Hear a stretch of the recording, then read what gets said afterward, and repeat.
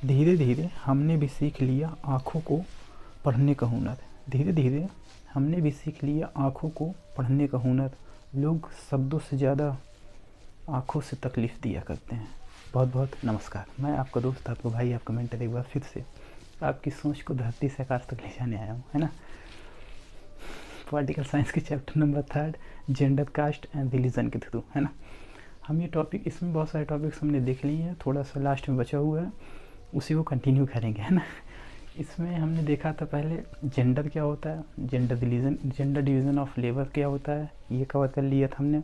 उसके बाद हमने देखा था फेमिनिस्ट क्या होता है, फेमिनिस्ट मूवमेंट क्या होता है, और फेमिनिस्ट मूवमेंट ने कैसे role of womens in public life में रिकग्निशन, रिस्पेक्ट कैसे दिलाई, ये देख लिया था, है ना। उसके बाद हम आगे बढ़े।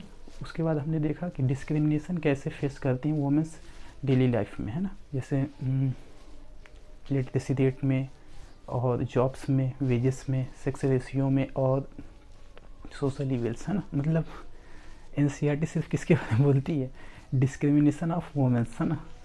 तो ये हमने देख लिया था। उसके बाद बहुत सारे अत्याचार हो रहे हैं वुमेन्स के ऊपर, तो उनको क्या दे दी जाए तो अत्याचार ख़त्म हो जाए, पावर। क्या दे दिया जाए, पावर। और पावर कहाँ से आती है, पॉलिटिक्स से। कहाँ से आती है, पॉलिटिक्स से। तो भाई एनसीईआरटी कह रही है कि वुमेन का रिप्रेजेंटेशन पॉलिटिक्स में कैसे बढ़ाएं, है ना। कम क्यों है, फिर यहाँ पे हमने देख लिया कि कम क्यों है, उसके रीजंस क्या हैं, बहुत सारे रीजंस हमने देख लिए थे। और उसके बाद उसको कैसे बढ़ाएं ये भी हमने देख लिया था ना। तो अभी वुमेन्स के रिजर्वेशन को वुमेन के रिप्रेजेंटेशन को बढ़ाने के लिए लोकसभा में 2023 में एक एक्ट पास हुआ। उस एक्ट का पुराना नाम और नया नाम, उस एक्ट का पुराना नाम और नया नाम दोनों आप कमेंट बॉक्स में कमेंट कर दीजिएगा, है ना। मन हो तो, नहीं तो छोड़ दीजिएगा, कोई दिक्कत की बात नहीं है। नया नाम, पुराना नाम दोनों। और वो एक्ट कब से अप्लाइड होगा, कब से मतलब इफ़ेक्टिव हो जाएगा। बन तो चुका है लेकिन अभी इफ़ेक्टिव नहीं हुआ है, कब से इफ़ेक्टिव हो जाएगा, है ना। और क्यों इफ़ेक्टिव नहीं हुआ ये आप बता सकते हैं थोड़ा सा आधे एक लाइन में, अगर मन हो तो। पहला क्वेश्चन, ठीक है। तो यहाँ तक हमने देख लिया था कि वुमेन का रिप्रेजेंटेशन पॉलिटिक्स में कैसे बढ़ाएं, क्योंकि पावर अगर दे दी जाएगी तो उसके साथ अत्याचार नहीं हो सकता, उसके साथ अत्याचार नहीं हो सकता। जिसके पास पावर उसको कौन कुछ कह सकता। मान लो आप AK-47 लोग घूम रहे हो, आप कोई अटैक करेगा आपके ऊपर, कोई नहीं करेगा भैया। करेगा मतलब उसके पास भी AK-47 है, जानी दुश्मन है आपका, दोनों लोग आ गए हो आमने सामने, तब भी वो नहीं करते हैं ना। मान लो धरती छोड़ने को मन है तभी हो सकता है, अदरवाइज दोनों लोग क्या कर लेंगे, समझौता करके कहीं बाद में लड़ेंगे, उसके बाद वापस चले जाएंगे। तो वुमेन को भी रिप्रेजेंटेशन कहाँ बढ़ा दी जाए, पॉलिटिक्स में। कहाँ बढ़ा दी जाए, पॉलिटिक्स में, तो अत्याचार कम हो जाएंगे। क्योंकि वुमेन्स भयानक कानून बनाएगी तो फिर उनके ऊपर जो अत्याचार होते हैं वो कम हो जाएंगे। बेसिकली अत्याचार कम हो चुके हैं, थोड़ा बहुत तो हैं ही, वो तो रहेंगे ही चाहे जितने कानून बना दीजिए आप, है ना। तो मतलब ठीक ठाक हो गया है, लेकिन अब सिलेबस में चीज़ें कवर करनी पड़ती हैं, है ना। तो हमने फोर्थ क्वेश्चन तक, यहाँ तक फोर्थ टॉपिक तक देख लिया था कि वुमेन का रिप्रेजेंटेशन कैसे पॉलिटिक्स में बढ़ाएं, तो है ना। तो आगे चलते हैं। उसके बाद टॉपिक नंबर 5 पे पहुँचे हम, जिसको बोला गया यहाँ पे बेसिकली तीन टॉपिक से डील करता है ये चैप्टर मेजर। पहला जेंडर, दूसरा है कास्ट, तीसरा है रिलीजन। फिर हमने जेंडर पूरा कवर कर लिया। उसके बाद हम कहाँ एंट्री मार दिए, रिलीजन पे। कहाँ एंट्री मार दी, रिलीजन पे। रिलीजन क्या होता है और डिफरेंट रिलीजन एंड पॉलिटिक्स क्या होता है, ठीक है ना। Different views on religion and politics पे देखा, गांधी जी के व्यूज़ देखे हमने, ह्यूमन राइट वालों के व्यू देखे, उसके बाद वुमेन ऑर्गेनाइजेशन के व्यूज़ देखें रिलीजन और पॉलिटिक्स में, है ना। उसके बाद हमने देखा कि मतलब रिलीजन और पॉलिटिक्स में जब मिलते हैं तो डेमोक्रेसी में, तब उसके एक पॉजिटिव इम्पैक्ट क्या होते हैं और निगेटिव इम्पैक्ट क्या होते हैं, उसके प्रभाव, है ना। उसके बाद रिलीजन के जो होते हैं 2 एस्पेक्ट्स होते हैं। रिलीजन के मेनली 2 एस्पेक्ट होते हैं। एक अच्छा होता है, एक ख़राब होता है। जो अच्छा वाला होता है उसे सेकुलरिज्म बोलते हैं, जो ख़राब वाला होता है उसे कम्युनलिज्म बोलते हैं। फिर हमने कम्युनलिज्म पे एंट्री मारी, है ना, जो ख़राब वाला है। रिलीजन पहले देख लिए, फिर हमने रिलीजन के एस्पेक्ट पे एंट्री मारी, जिसको बोलते हैं कम्युनलिज्म। कम्युनलिज्म क्या होता है फिर हमने देखा। फिर कम्युनल थिंकिंग के लोग कैसे होते हैं, एक्सट्रीम कम्युनलिज्म पॉलिटिक्स में कैसे भूमिका अदा करती है, ये देखा। उसके बाद हमने फिर एंट्री अब हमको मारनी कहाँ पे, positive aspect of religion, that is secularism, है ना। तो वही क्वेश्चन कह रहा है 7th, डिस्कस ब्रीफली अबाउट 7 का ये सेकुलरिज्म। ब्रीफली लिखा है, ब्रीफली मतलब थोड़े से बता दीजिए, लेकिन हम थोड़ा सा में तो थोड़ा ही रहता है ना बस थोड़ा सा ही है मेरे हिसाब से। तो discuss briefly about secularism. Secularism क्या होता है उसके बारे में थोड़ा सा डिस्कस कर दीजिए आप। 7 के बी कह रहा है what makes India secular state. मतलब देखो रिलीजन के दो एस्पेक्ट होते हैं, एक अच्छा एक खराब। एक होता है कम्युनिज्म, एक होता है सेकुलरिज्म। तो इंडिया अच्छा है कि नहीं आपके हिसाब से? अच्छा है, तो सेकुलर होना चाहिए कि नहीं? तो यही कह रहे हैं what makes India secular state. India में ऐसा क्या है जो उसको सेकुलर स्टेट बना देता है? फिर 7 का सी हम देखेंगे, is making secular state enough to control communalism. Third question चिल्ला चिल्ला कह रहा है कि मतलब रिलीजन के दो एस्पेक्ट हैं, एक है अच्छा एक है खराब, कम्युनलिज्म और सेकुलरिज्म, ठीक है। तो कह रहा है सेकुलरिज्म ला देना क्या कम्युनलिज्म को कम्बैट कर देगा, ख़त्म कर देगा? इतना ही इनफ है कि कम्युनलिज्म को ख़त्म करने के लिए और कुछ करना चाहिए? ये पूछ रहा है क्वेश्चन नंबर सी, 7 का सी, ठीक है। तो आगे चल के देखेंगे अभी हम कि ख़त्म करना क्या सेकुलरिज्म इनफ है कि और कुछ इसके साथ चाहिए। तो पहले सेकुलरिज्म देख लेते हैं हम क्या होता है। द आइडियोलॉजी, सेकुलरिज्म इज्म आया है तो आप थोड़ा आइडिया लगा सकते, इज्म मतलब ideology. The ideology which treated all religion equally are called as secularism. ऐसी आइडियोलॉजी जो सभी धर्मों के साथ एक समान व्यवहार करे, उस आइडियोलॉजी क्या बोलते हैं? सेकुलरिज्म। क्या बोलते हैं? सेकुलरिज्म, है ना। The state which is officially neutral in matter of religion. ऐसा राज्य, ऐसा स्टेट, ऐसा देश विच इज ऑफिशियली न्यूट्रल, न्यूट्रल है एकदम से, इन मैटर ऑफ रिलीजन, किसके मैटर में? धर्म के मैटर में। नाइदर रिलीजियस नॉर इरिलीजियस, ना तो वो धार्मिक है ना तो वो अधार्मिक है, मतलब वो कुछ मानते ही न्यूट्रल है। कोई भी धर्म वाले हैं तो वो भी वही से देखेगा, उसको भी ऐसे देखेगा, समझ में आता? मतलब equal. That is all citizen equal regardless of their religious belief. दो लोग आए, मतलब मैं सरकार हूँ मान लो, तो इधर से मान लो कोई हिंदू आ गया, इधर से कोई मुस्लिम आ गया, है ना। दोनों को एक निगाहों से देखना है ना, एक जैसे, मतलब उनके रिलीजियस बिलीफ के हिसाब से नहीं देखना कि वो इस धर्म का तो वो ऐसे देखूँ, वो दूसरे धर्म का तो उसको ऐसे देखूँ, है ना। ऐसा नहीं करता। कौन? स्टेट। कौन? स्टेट। ऐसा कौन कहता है? सेकुलरिज्म कहता है। कौन कहता है? सेकुलरिज्म। लेकिन हम तो इंसान हैं। हम क्या हैं? इंसान हैं। हम क्या हैं? इंसान हैं। हम तो वैसे ही देखते हैं। अच्छा अपने धर्म का है ये, नहीं अपने धर्म का नहीं है ना, मैटर वहीं गंभीर हो जाता है। लेकिन स्टेट क्या कहता है? The state which is officially neutral in matter of religion, neither religious nor irreligious, that is all citizens equal regardless of their religious belief are called as secular state. ऐसा स्टेट जो धर्म के मामले में क्या होता है? न्यूट्रल। क्या होता है? न्यूट्रल। ना तो रिलीजियस होता है ना तो इरिलीजियस होता है, सभी सिटीजन्स के साथ, सभी नागरिक के साथ एक जैसे व्यवहार करता है, चाहे वो किसी भी धर्म का हो। तो उस स्टेट को, उस कंट्री को क्या बोल देते हैं? सेकुलर स्टेट, है ना। 7 का ये सेकुलरिज्म खत्म। अब आते हैं 7 के बी में, what makes India secular state. Question आता है, कहता है कि ऐसा क्या है जो इंडिया को सेकुलर स्टेट बना देता है? तो हम लोग लिखते हैं, लिखो, एक बात नहीं कई सारी बात बताएंगे जो इंडिया को सेकुलर स्टेट बनाने में क्या करता है, भूमिका निभाता है। पहला 7 भी थोड़ा भूमिका बना लेते हैं, इंट्रोडक्शन थेसिस दे देते हैं। Communalism was major challenge for our democracy. कह रहा है कम्युनलिज्म संप्रदायवाद, है ना, रिलीजन का निगेटिव एस्पेक्ट हमारे लिए क्या है? खतरा। डेमोक्रेसी के लिए क्या है? खतरा। एंड आवर कॉन्स्टिट्यूशन मेकर, और हमारे संविधान बनाने वाले, आर अवेयर, वो बहुत समझदार थे जी। इतना खतरनाक कॉन्स्टिट्यूशन बना के गए, पूछो ना, अभी तक भयानक चल रहा है ना। तो our constitution maker are aware, इतना भयानक सोचे गए, भयानक सोचते थे वो लोग, एकदम अवेयर थे कि हाँ ये कम्युनिज्म बहुत ख़राब चीज़ है। That's why India opted secularism. इसीलिए इन लोगों ने, कॉन्स्टिट्यूशन मेकर ने सेकुलरिज्म को क्या कर दिया? ऑप्ट कर लिया, चूज़ कर लिया, है ना। There are various provision which make India secular state. और ऐसे बहुत सारे प्रोविज़न हैं जो इंडिया को सेकुलर स्टेट बनाते हैं, है ना, हमारे कॉन्स्टिट्यूशन में।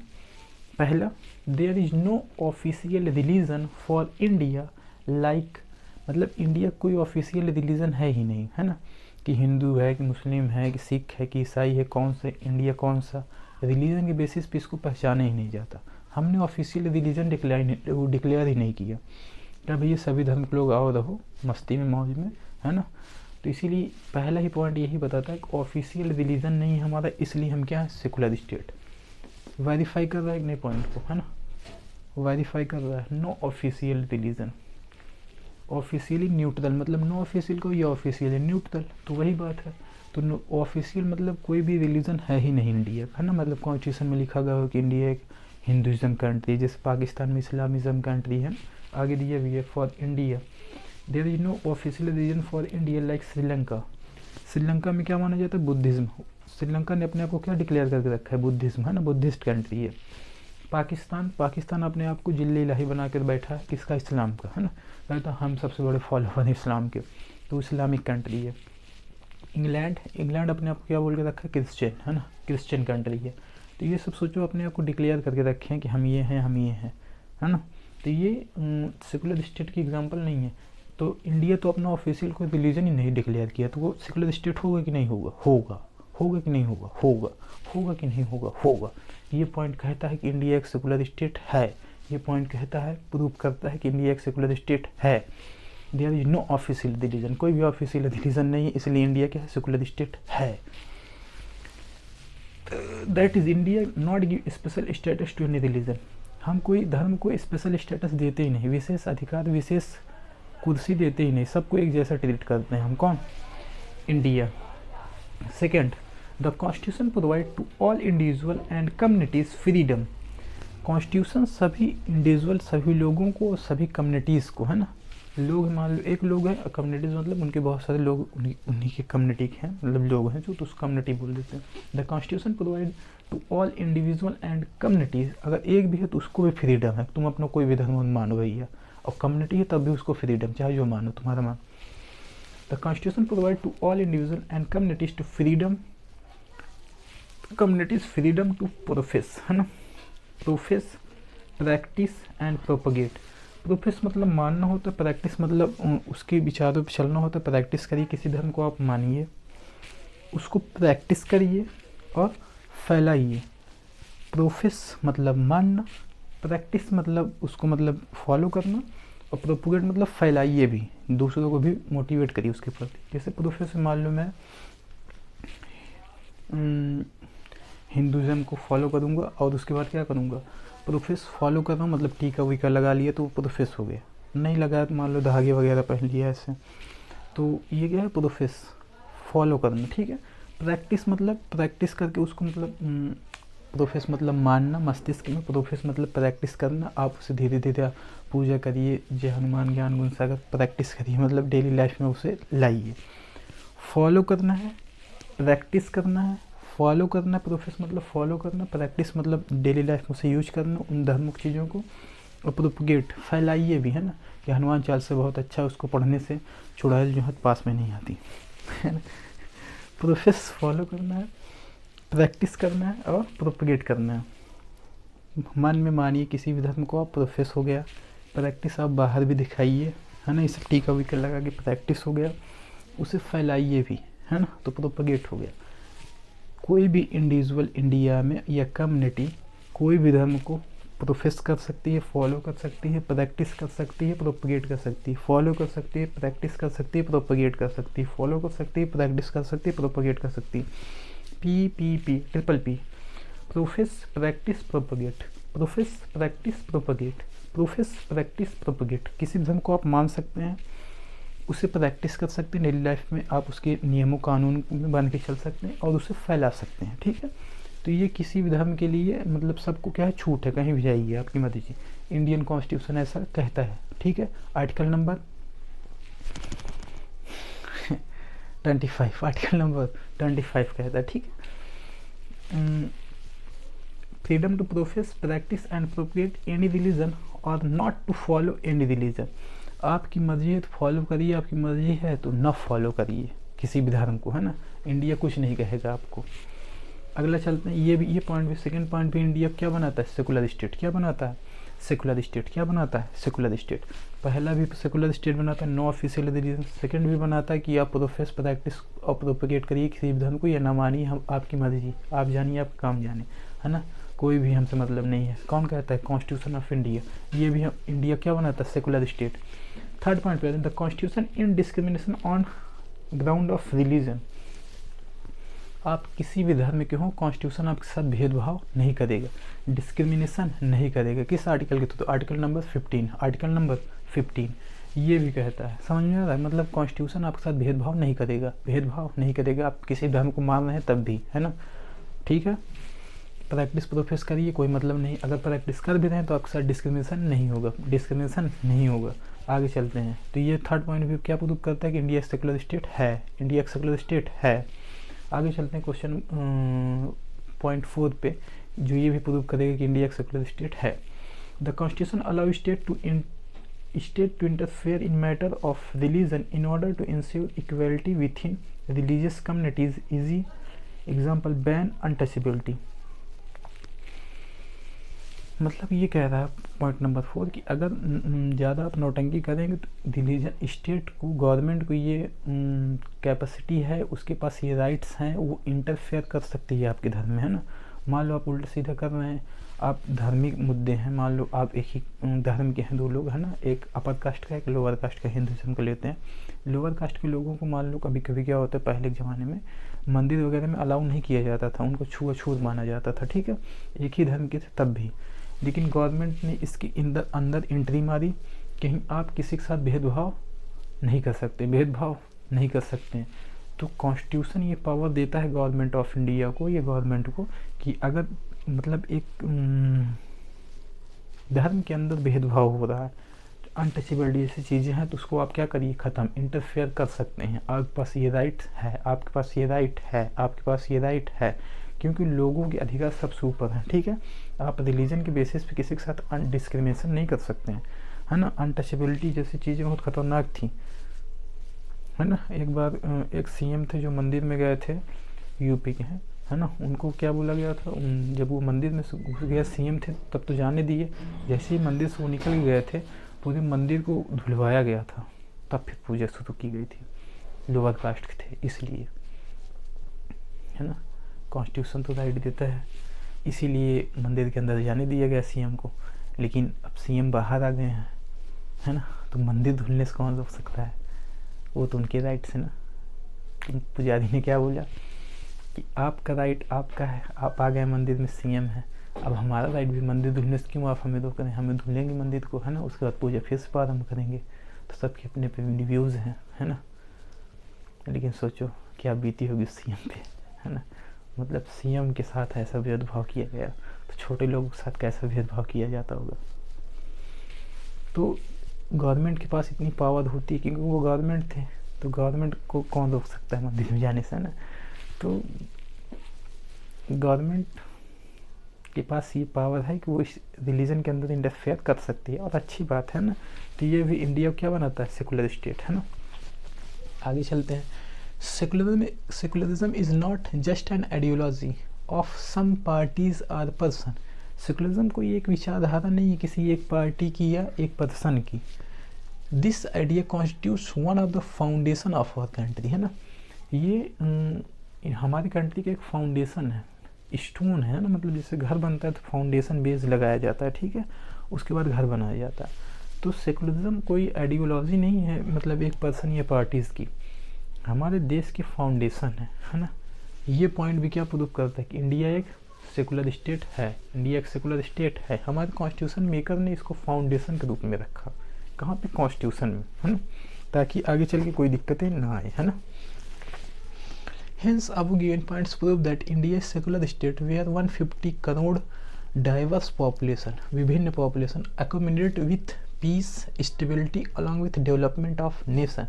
कह रहा है कि above given points prove करते कि इंडिया एक सेकुलर स्टेट है जहाँ पे 150 करोड़ विभिन्न लोग, है ना, विभिन्न प्रजाति के, डाइवर्स, एक जैसे नहीं है। तो यूपी वाले, बिहार वाले, तमिलनाडु वाले, कर्नाटक वाले, केरल वाले, 50 भाषा बोलने वाले, है ना, अलग अलग तरीके के कपड़े पहनने वाले, इंग्लिश बोलने वाले, हिंदी बोलने वाले, मतलब पूछो ही ना डाइवर्सिटी के बारे में। ट्राइबल्स, आदिमानव, आदिवासी, है ना, नोमैड्स, सब तो हैं इसी में, लेकिन सब लोग मज़े में रहते हैं ना। सोचो इतना बड़ा देश है तब भी सब लोग मुस्कुरा के जीते हैं। 150 करोड़ पॉपुलेशन माने रखती है, एकोमोडेट, आराम से एकोमोडेट कर दिया। अब श्रीलंका बेल्जियम की बात ही ना करो, देखो कैसे लड़े थे दोनों शुरू में, कितने कम लोग होते हैं तब भी लड़ने लगते हैं। हम लोग तो 150 से ज़्यादा तब भी मौज मस्ती में जी रहे हैं, हाथी के जैसे है ना, हूँ करके। अभी पीस इससे हम लोग कैसे रहते हैं पीस में, थोड़ा बहुत तो झगड़े चलते हैं हर घर में, उसमें क्या है। पीस से रहते हैं, स्टेबिलिटी से, along with development of nation, साथ साथ जी नहीं रहे हैं, डेवलपमेंट ऑफ नेशन चौथे नंबर पहुंचा दिए जीडीपी, ठीक है। अभी इसको आगे खट खट खट खट ले जाकर सबसे ऊपर ले जाना है, बहुत जल्द जाएगी। तो डेवलपमेंट ऑफ नेशन भी हो रहा है, पीस स्टेबिलिटी से मजे में रह भी रहे हैं और डेवलपमेंट भी हो रहा है, इसीलिए कई लोगों की आंखों में चुभते हैं, है ना, इंडियंस एंड इंडिया। समझ तो गया हो किसकी आंखों में चुभते हैं। 7 का सी है ना, 7 का ए देख लिया हमने, 7 का बी देख लिया हमने, सेकुलरिज्म क्या होता है देख लिया हमने, सेकुलर स्टेट क्या होता है देख लिया हमने, और इंडिया एक सेकुलर स्टेट कैसे है ये हमने देख लिया, क्यों हमारे कॉन्स्टिट्यूशन मेकर ने इंडिया को सेकुलर स्टेट बनाया, ठीक है। अब देखते हैं 7 का सी कि क्या सेकुलरिज्म कम्युनिज्म को कम्बैट करने के लिए काफ़ी है, मतलब कम करने के लिए काफ़ी है। A secular constitution state like our is necessary but not sufficient to combat communalism. कह रहा सेकुलर कॉन्स्टिट्यूशन होना, एक ऐसा कॉन्स्टिट्यूशन होना, ऐसा संविधान होना जो सभी धर्मों के साथ इक्वल व्यवहार करे, ये बहुत ज़रूरी है ना, किसको रोकने के लिए, कम्युनलिज्म को रोकने के लिए। लेकिन ये सब क्या नहीं sufficient, secular constitution state like our is necessary but not sufficient to combat communalism. कह रहा है कि सेकुलर स्टेट होना, सेकुलर कॉन्स्टिट्यूशन होना बहुत ज़रूरी है, जो सभी धर्मों के साथ, मतलब सेकुलर कॉन्स्टिट्यूशन होगा तो सभी धर्मों के साथ एक जैसा व्यवहार करेगा, तो ये बहुत ज़रूरी है किसको कम्बैट करने के लिए, कम्युनलिज्म को रोकने के लिए, है ना, एक्सट्रीम नेगेटिव पॉइंट को रोकने के लिए रिलीजन का। बट ये सफिशिएंट नहीं है, पर्याप्त नहीं है ना। For controlling communalism extreme prejudice and propaganda need to counter everyday life. कह रहा है कि कम्युनलिज्म को रोकने के लिए एक्सट्रीम प्रेजुडाइस, है ना, जो प्रीवियस प्री कॉन्सेप्शन से बायज है ना, एक तरफा बायज है, एंड प्रोपेगेंडा मतलब गलत अफवाहें, need to counter everyday life, है ना, तो इनको भी डेली आपको काउंटर करना पड़ेगा। मान लो कोई गलत अफवाह फैला रहा है एक धर्म के बारे में दूसरे धर्म के, उसको भी गवर्नमेंट कंट्रोल कर दे उस प्रोपेगेंडा को, तो कम्युनलिज्म रुक जाएगा। अदरवाइज अगर नहीं तो कंट्रोल करोगे तो वो एक धर्म दूसरे धर्म वालों को भड़काएगा और क्या हो जाएंगे, दंगे हो जाएंगे। तो सेकुलर कॉन्स्टिट्यूशन ज़रूरी है लेकिन ये सफिशिएंट नहीं है। डेली की जो प्रेजुडाइस है, एक्सट्रीम प्रेजुडाइस मतलब एक्सट्रीम बायस्ड तरीके से एक तरफा लोग एक धर्म के बारे में सोचने लगते हैं कभी कभी, तो एक्सट्रीम प्रेजुडाइस होता है। प्री कंसेप्शन पहले की धारणा है ना, पहले भी ऐसा हुआ तो अब भी ख़राब है, पहले भी ख़राब थे तो अब भी ख़राब हैं, चाहे अच्छा ही हो गया लेकिन पहले ख़राब थे तो अब भी ख़राब हैं, अब भी ख़राब हैं, आगे भी ख़राब रहेंगे। इसको बोलते हैं प्रेजुडाइस, है ना, प्री कंसेप्शंस मतलब पहले की धारणा जो है अब भी साथ लेके चले जा रहे हैं, चाहे व्यक्ति अच्छा ही हो गया लेकिन वो ख़राब है, एक बार ख़राब है तो हो गया, ठीक है। तो इन सब चीज़ों को एक्सट्रीम प्रेजुडाइस है, ये धारणाओं को क्या करना पड़ेगा, कंट्रोल, क्या करना पड़ेगा, कंट्रोल, और प्रोपेगेंडा क्या करना पड़ेगा, कंट्रोल, काउंटर करना पड़ेगा डेली लाइफ। एक दिन में ये चीज़ें नहीं ख़त्म होती, ठीक है। 2-4 लोग रहते हैं जो 4-4 दिन में फिर प्रोपेगेंडा बनाते ही रहते हैं, ठीक है, मतलब प्रॉपर मिस इन्फॉर्मेशन फैलाने लगते हैं, ठीक है, न्यूज़पेपर के थ्रू, आर्टिकल्स के थ्रू, सोशल मीडिया के थ्रू, पोस्ट के थ्रू, फेसबुक के थ्रू, इंस्टाग्राम के थ्रू, ठीक है ना, मतलब गलत अफवाह फैला देते हैं और लोग मासूम होते हैं, है ना, क्या कर सकते हैं अब।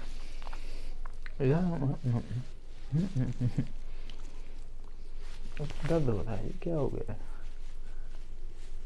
कुछ तो हुआ है। तो ये था secularism, what makes India secular state is making secular state enough to control communalism.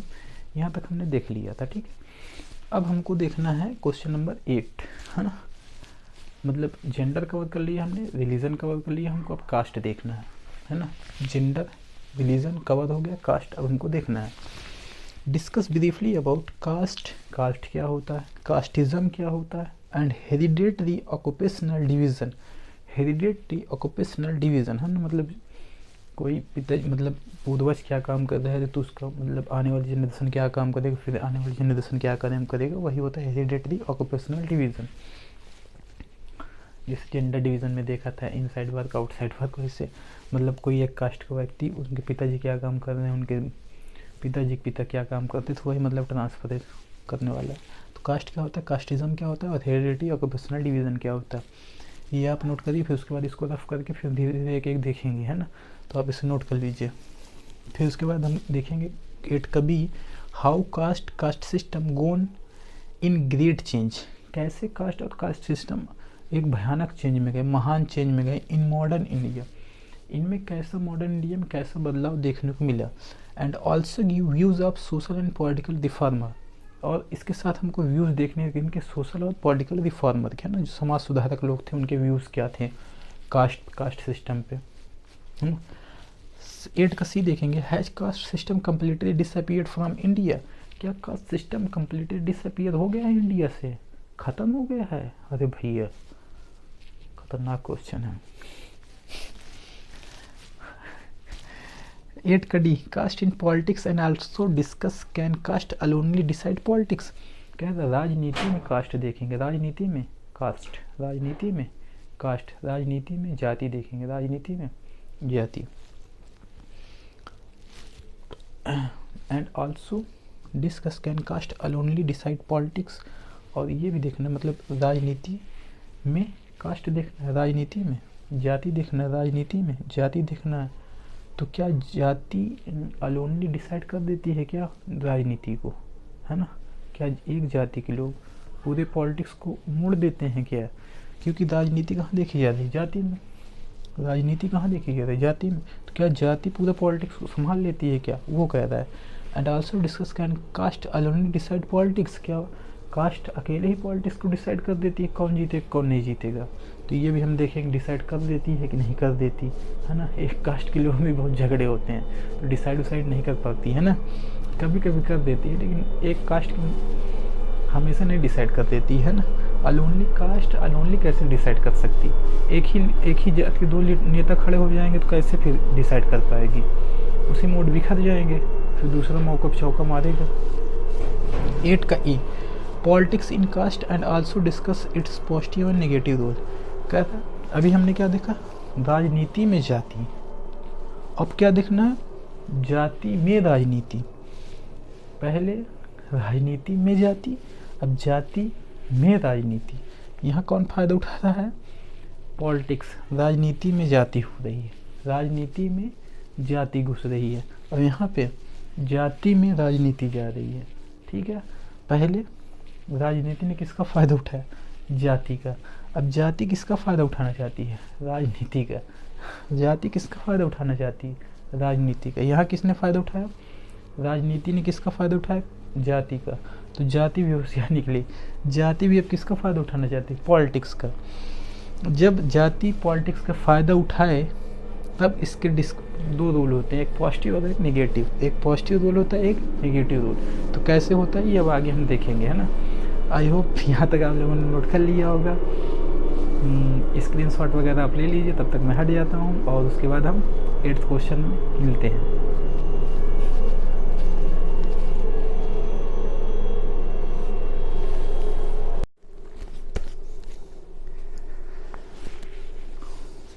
तो अब तक हमने देख लिया था, क्या देख लिया था? जेंडर कास्ट एंड रिलीजन में क्वेश्चन नंबर 7। ठीक है, अब क्वेश्चन नंबर 8 हमने फ्रेमिंग कर लिया था। 5 सब क्वेश्चन है इसके अंदर।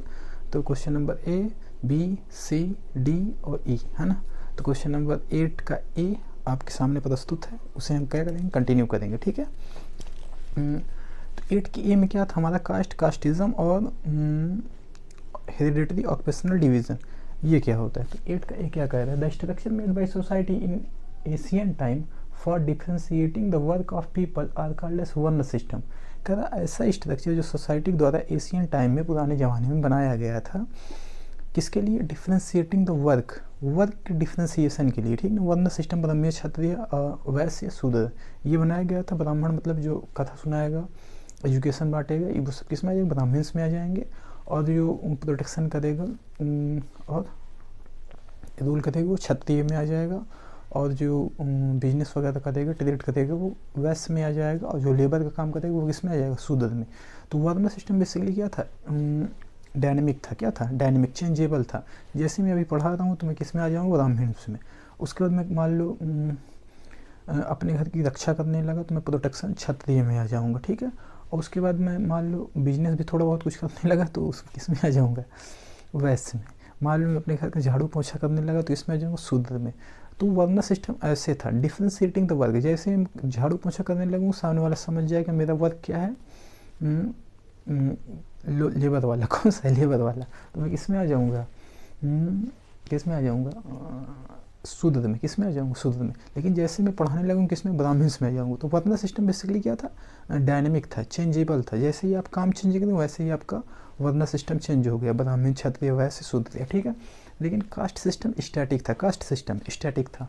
तो वर्ण सिस्टम जो था उसी को लेटर बाद में क्या कह दिया गया, कास्ट सिस्टम। क्या कह दिया गया, कास्ट सिस्टम। मान लो उसको, मान लो जो मेरे पूर्वज थे वो क्या हो गए, जो स्टैटिक हो गए, वहीं पर रुक गए, है ना। जैसे ही कास्टिज्म आया तो वर्ण सिस्टम को रोक दिया गया, और जो मेरे मान लो मेरे परबाज जो भी रहे हों उनको रोक दिया गया वहीं पे कि आपकी बस यही वाली कास्ट अब क्या होगी, फॉलो होगी, यही वाला वर्ण क्या होगा, आपको फॉलो होगा, ये चेंज नहीं होगा।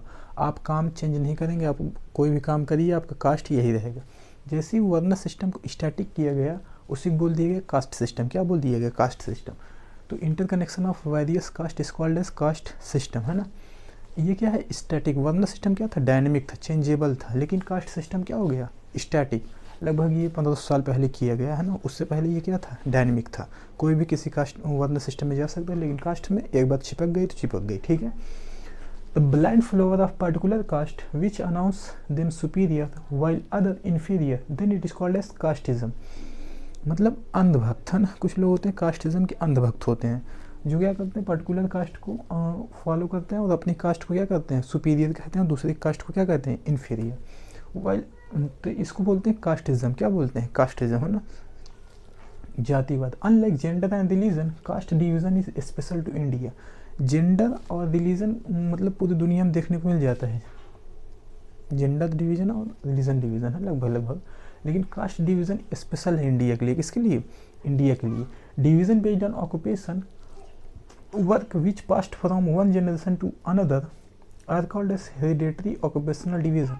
ऐसे ऑक्यूपेशन जो एक वंश से दूसरे वंश में जाते हैं, ऐसे कार्य जो एक वंश से दूसरे वंश में जाते हैं, उसे बोलते हैं hereditary occupational division.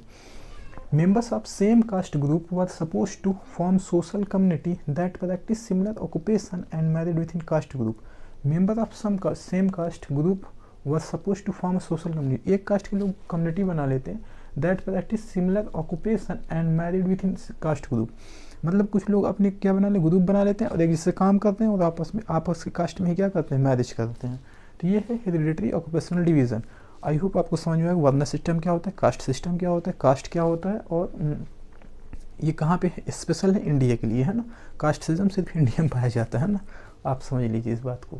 Member of same caste group और सपोज टू सोशल कम्युनिटी, मतलब एक कास्ट के लोग आपस में मिल के रहते हैं और आपस में क्या करते हैं, शादी विवाह, दूसरे कास्ट में नहीं करते हैं। ये हो गया कास्ट सिस्टम और हेरिडेटरी ऑक्यूपेशनल डिवीजन। एक वंश से दूसरे वंश में जो काम करते चले जाते हैं उसे बोलते हैं हेरिडेटरी ऑक्यूपेशनल डिवीजन। अब ये बेसिकली देखने को नहीं मिलता है, किसी किसी फैमिली में देखने को मिलता है, लेकिन बच्चे क्या होते हैं, वर्सटाइल हो गए हैं, कुछ भी काम करते हैं, अपना सारा काम करते हैं, मतलब स्टैटिक नहीं रह गए हैं। कास्ट स्टैटिक रह गए लेकिन वर्क डायनेमिक रह गया है। वर्ण सिस्टम में क्या था, वर्ण सिस्टम तो था 4 ही, लेकिन उसमें वर्क जैसे ही आप चेंज करेंगे आपका वर्ण चेंज हो जाएगा। लेकिन कास्टिज्म में आपका कास्ट स्टैटिक रह गया, आपको वर्क चेंज करते रहिए आप, ठीक है। इतना ज़्यादा टेंशन नहीं लेना, ये आएगा नहीं, ठीक है। क्वेश्चन इधर से आता नीचे से, फिर भी समझ में तो आना चाहिए, है ना। छोड़ ही देना, इसे इसे लिखते ही नहीं है जब नहीं आएगा तो ऐसा नहीं करना है। 8 कभी चलते हैं, कह रहा है कि मॉडर्न इंडिया में कास्टिज्म में कैसा चेंज आया, है ना, वो हमको बताइए। क्वेश्चन आता है 5 मार्क्स में, थोड़ा ध्यान दीजिएगा। When caste system took extreme form, जब कास्ट सिस्टम एक्सट्रीम फॉर्म में चला जाता है, जैसे communalism extreme form, it start discrimination with outcaste which leads to untouchability.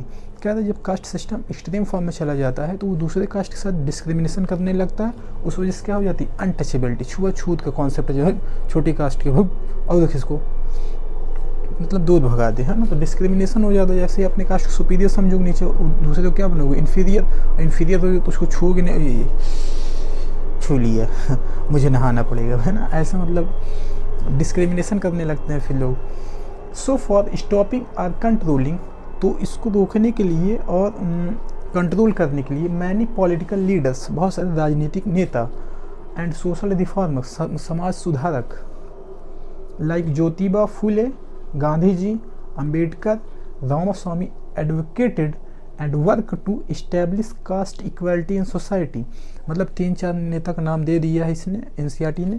कह रहा है इन सब ने आगे बढ़ के जो कास्ट इनइक्वालिटी आ गई थी इंडिया में, उसको क्या करने की कोशिश किया, इक्वल। क्या करने की कोशिश किया, इक्वल। क्या करने की कोशिश किया, इक्वल। क्या करने की कोशिश किया, इक्वल। तो इससे क्या हुआ, कास्ट सिस्टम में ग्रेट चेंज देखने को मिला। कब, मॉडर्न इंडिया में। कब, मॉडर्न इंडिया में, है ना। तो due to their effort and socio economic changes, caste and caste system undergone great change. Like कैसे चेंज हुआ देखते हैं। First, economic development, urbanization. Economic development, है ना, आर्थिक विकास, अर्बनाइजेशन, शहरीकरण, ग्रोथ ऑफ लिटरेसी, पढ़े लिखे लोगों की संख्या बढ़ने लगी, एजुकेटेड समझदार लोगों की संख्या बढ़ने लगी। ऑक्यूपेशनल मोबिलिटी, किसी भी काम में आप जा सकते थे, ऑक्यूपेशनल मोबिलिटी, है ना, किसी भी काम को करिए। इससे आपकी कास्ट सिस्टम से पता नहीं, आप ज़्यादा पैसा कमा के पैसा ले आइए, जैसे ही पैसा आ जाएगा आपकी कास्ट में, कास्ट सिस्टम मायने नहीं रखती, फिर क्लास सिस्टम में चेंज हो जाती है वो। ठीक है, ठीक है। तो occupational mobility and weakening position of landlord in village. कह रहा है कि लैंडलॉर्ड की पोजीशन विलेज में क्या हो गई, वीक, है ना। जो मुखिया वगैरह पोजीशन क्या हो गई, वीक, क्योंकि क्या आ गया, इलेक्शन। क्या आ गया, इलेक्शन। पहले क्या था कि कास्टिज्म था जो था वो, तो वो क्या होता था, एग्रीकल्चर बेस्ड इकोनॉमी थी।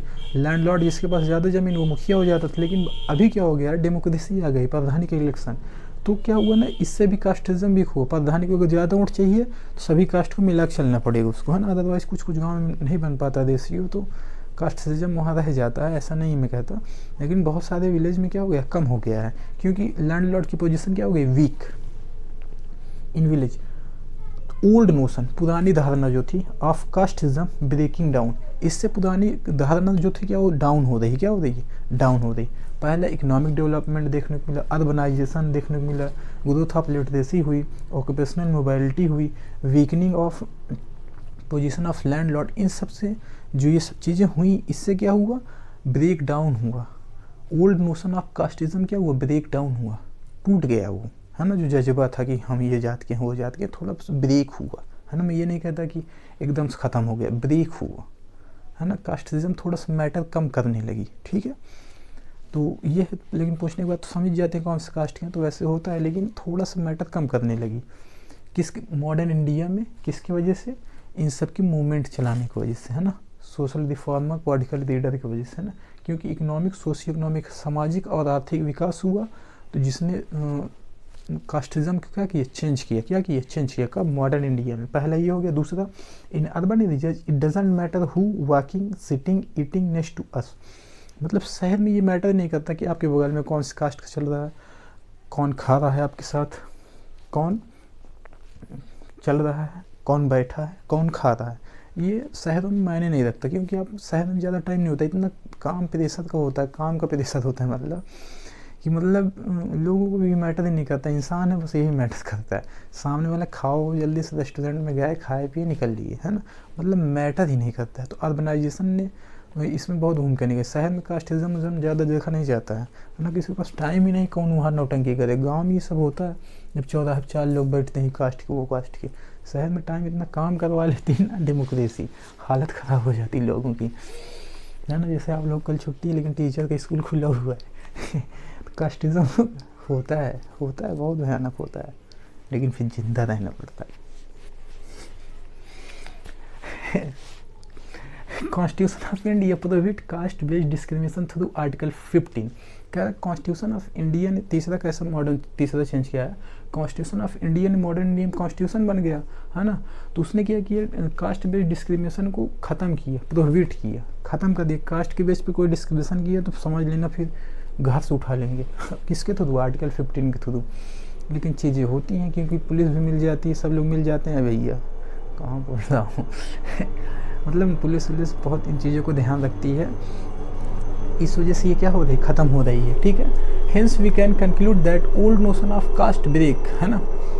इससे हमको पता चला पुरानी धारणा जो थी कास्ट की ब्रेक हो गई, है ना, कि कास्ट के यहाँ तभी होगा नहीं तो नहीं होगा।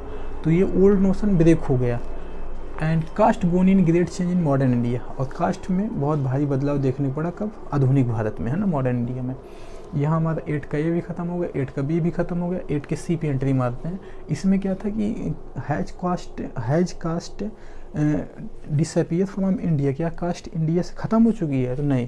No doubt caste gone in great change, मतलब हमको कोई दिक्कत नहीं है, बहुत इसमें डाउट ही नहीं हमको कि कास्ट में ग्रेड चेंज देखने को मिला है, बहुत सारा चेंज देखने को मिला है। But few aspect of caste still persist, क्या था? Few aspect of caste still persist, मतलब कुछ मान्यताएं अब भी रह गई हैं किसकी?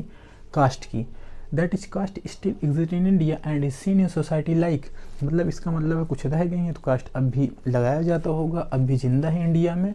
और ये कैसे देखने को मिलता है सोसाइटी में, ये हमको देखना है। पहला, many people still marry within their own caste और ट्राइब, कहते बहुत सारे पीपल हैं जो अपनी ही जाति में विवाह करते हैं अभी, है ना, ये ट्राइब में। तो इससे भी पता चलता है कास्टिज्म अभी जिंदा है इंडिया में, है ना, डिसअपियर नहीं हुआ। Untouchability not ended completely despite of illegal, है ना, अनटचेबिलिटी छुआछूत गैर कानूनी है, फिर भी अभी गांव में पूरी तरीके से ख़त्म नहीं हुआ पूरे इंडिया में, है ना, अभी ये क्या है? जिंदा है। The concept of reservation introduce for pushing upward to lower caste backward on caste basis, reservation है, रिजर्वेशन किसके बेसिस पे दिया गया है? कास्ट के बेसिस पे दिया गया है। तो किसके लिए? क्योंकि लोअर लोग हैं, जो उनको लोअर कास्ट के लोग हैं, उनको अपवर्ड थोड़ा सा पुश कर दिया जाए ताकि थोड़ा सा इक्वालिटी आ जाए समाज में, है ना। तो कास्टिज्म के बेसिस पे दिया गया है। तो इससे ही हमको पता चलता है कास्टिज्म प्रॉपर एंड नहीं हुआ इंडिया में, है ना। Caste still used in measuring economic status in society, caste से लोग आपकी औकात का पता लगाते हैं। Caste still used in measuring economic status, आपका नाम पूछा जाएगा और फिर पूछा जाएगा, आप पूरा नाम नहीं बताएंगे ना, मान लो बता दिए आकाश, तो फिर कहेगा पूरा नाम बताओ, तो कह दो कि आकाश कुमार, तो फिर उसको दिमाग खिसकेगा, फिर नहीं समझ पाए ना क्या है कास्ट। फिर कहेगा मम्मी का नाम बताओ, तो मान लो उन बता दिए कि शकुंतला देवी, फिर उसका दिमाग खिसकेगा, पूरा नाम बताओ, शकुंतला देवी कुमारी, कुमारी शकुंतला देवी। पापा का नाम बताओ, पापा का नाम बताओ, पापा का नाम बताओ, मान लो शक्तिमान खन्ना, तब फिर खुश हो जाएगा, कहेगा अच्छा खन्ना है, ठीक है, तब थोड़ा शुरू कर देगा। मान लो उसमें भी नहीं लगा, शक्तिमान सिर्फ बता दी तो और गुस्सा आएगा सामने वाले, पता नहीं चल रहा है कैसे जाति क्या है तुम्हारी, फिर जल्दी आके पूछेगा।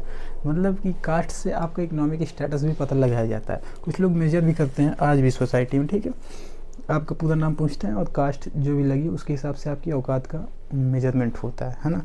ऐसे लोग बहुत खतरनाक होते हैं, ऐसे लोग उस बच के रहा करिए, है ना। ऐसा जब नाम हम कोई पूछे तो समझ लेना कि उसकी मेंटालिटी कैसी कास्टिज्म वाली है ना, तो उसको वैसे ही हैंडल किया जाता है।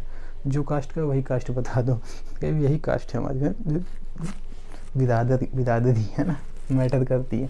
Hence we conclude that caste system decline but not in, इससे हमको पता चलता है कास्ट सिस्टम क्या हुआ, डिक्लाइन हुआ लेकिन ख़त्म नहीं हुआ, ख़त्म नहीं हुआ, ख़त्म नहीं हुआ, है ना। 8 का डी देखते हैं हम। In casteism, people belong to same caste have same interest which promote caste to various forms in politics. कह रहा है मतलब 8 का डी क्या कह रहा था क्वेश्चन,